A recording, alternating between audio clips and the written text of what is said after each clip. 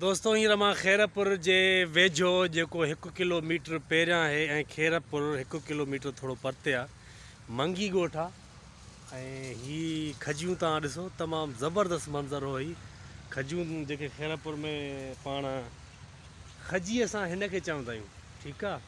ऐं हिन में जेके थींदा आहिनि उहे ॾोॾा, उहे हे कचा जेको आहे न हींअर जेको आहे थींदा पका थींदा खजी असां पाण हिन खे चवंदा आहियूं। ऐं हिन में जेके लॻल हूंदा आहिनि, अगरि हिन में कतल थी वञे त असां हुनखे कतल चवंदा आहियूं, डंग चवंदा आहियूं, या ॿिया बि हुन में क़िस्म हूंदा आहिनि।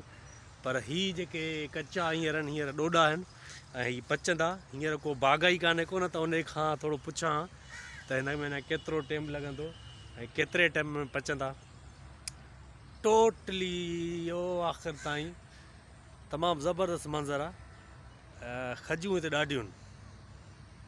सोचुमि तव्हां सां बि जेको आहे सो तव्हांखे बि थोरो ॾेखारियां, सुठो मंज़र हुयो।